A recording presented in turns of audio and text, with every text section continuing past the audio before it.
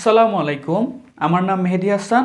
আমি আজকে বাংলাদেশের জাতীয় কবি এবং বাংলা সাহিত্যের বিদ্রোহী কবি কাজী নজরুল ইসলামকে নিয়ে আলোচনা করব। কবি কাজী নজরুল ইসলামের আলোচনার প্রথমে আমি বলে নিতে চাই, কাজী নজরুল ইসলাম আমাদের সরকারি চাকরির পরীক্ষার জন্য বিসিএস, ব্যাংক, তারপর যে কোনো সরকারি চাকরির পরীক্ষার জন্যই খুবই গুরুত্বপূর্ণ একটি টপিক। তাই কাজী নজরুল ইসলাম সম্পর্কে আমরা একদম বিস্তারিতভাবে পড়ব এবং বিস্তারিতভাবে জেনে নিব। এটি আমাদের প্রিলি এবং ভাইবা, তারপর লিখিত পরীক্ষা সব জায়গায় অনেক বেশি কাজে দিবে। তো চলুন শুরু করা যাক। কাজী নজরুল ইসলাম বাংলাদেশের নাগরিক ছিলেন না। তাকে পরবর্তীতে স্বাধীনতার পরে বাংলাদেশে আনা হয় এবং বাংলাদেশের নাগরিকত্ব প্রদান করা হয়। তার জন্ম পশ্চিমবঙ্গের বর্ধমান জেলার মহকুমার চুরুলিয়া গ্রামে। তিনি 1899 সালের 24শে মে 1306 বঙ্গাব্দ 11ই জ্যৈষ্ঠ জন্মগ্রহণ করেন। তিনি যেহেতু খুবই গুরুত্বপূর্ণ একজন লেখক, তাই তার সম্বন্ধে আমরা ইংরেজি যে সালটি রয়েছে এটি মনে রাখবো, তার ডেটটি মনে রাখবো এবং বাংলা সাল এবং বাংলা তারিখ দুইটি আমরা মনে রাখবো। এগুলো সবসময় পরীক্ষায় আসে। তিনি পশ্চিমবঙ্গের বর্ধমান জেলার মহকুমার চুরুলিয়া গ্রামে জন্মগ্রহণ করেন। তিনি মৃত্যুবরণ করেন 1976 সালে 18ই ফেব্রুয়ারি এবং বাংলা সালটি ছিল 1383 সালের 12ই ভাদ্র। তিনি 77 বছর বয়সে মৃত্যুবরণ করেন। তিনি বঙ্গবন্ধু শেখ মুজিব মেডিকেল বিশ্ববিদ্যালয়ে তিনি চিকিৎসাধীন অবস্থায় মৃত্যুবরণ করেন, যেটি তৎকালীন পিজি হাসপাতাল নামে পরিচিত ছিল।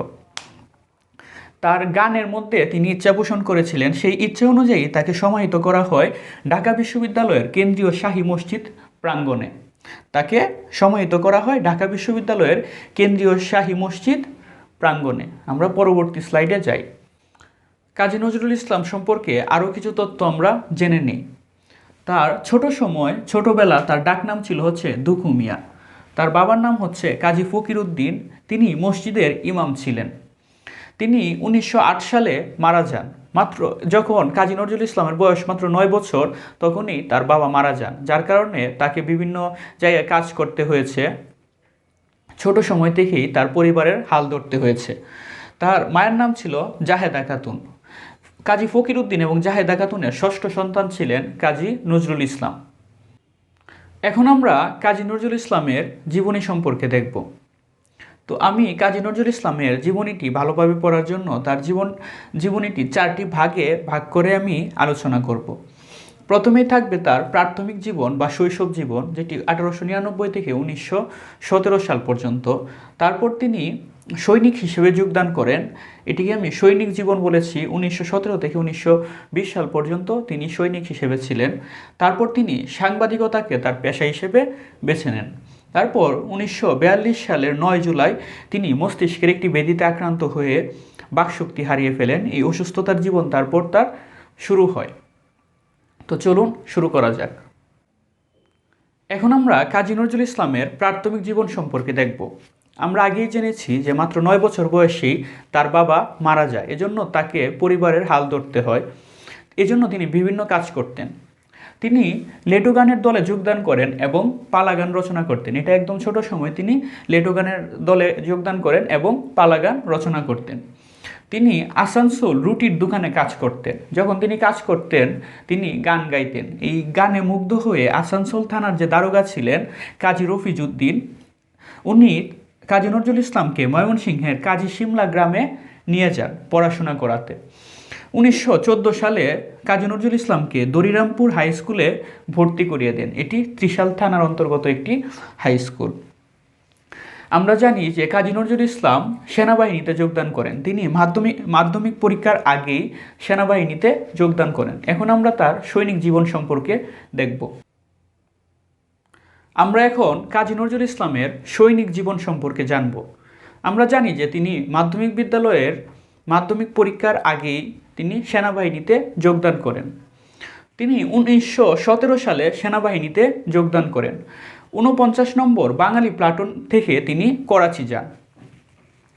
আমরা জানি যে 1917 সালের দিকে আমাদের প্রথম বিশ্বযুদ্ধ চলছে। তখন তিনি ব্রিটিশদের পক্ষে যুদ্ধ করার জন্য প্রথম বিশ্বযুদ্ধের সময় আমাদের যে নজরুল বাহিনী ছিল তারা ইরাক যাওয়ার কথা ছিল, কিন্তু যাওয়ার আগেই যুদ্ধ থেমে যায়। এজন্য তার আর প্রথম বিশ্বযুদ্ধে যোগদান করা হয়নি। তিনি সৈনিক থেকে হাবিলদার পদে পদোন্নীত হন। তিনি তার 1920 সালের দিকে তিনি হাবিলদার পদে পদোন্নীত হন। 1920 সালে সৈনিক জীবন ত্যাগ করেন এবং সৈনিক জীবন ত্যাগ করে তিনি সাংবাদিকতা পেশা বেছে নেন। তারপর তিনি সাংবাদিকতা পেশার মাধ্যমে জীবন অতিবাহিত করেন। এখন আমরা তার সাংবাদিকতা পেশা সম্পর্কে জানব। এখন আমরা কাজী নজরুল ইসলামের সাংবাদিকতা জীবন নিয়ে আলোচনা করব। তিনি নবযুগ পত্রিকার যুগ্ম সম্পাদক ছিলেন। নবযুগ পত্রিকাটি ছিল একটি সান্ধ্য পত্রিকা। এটি 1920 সালে প্রকাশিত হয়।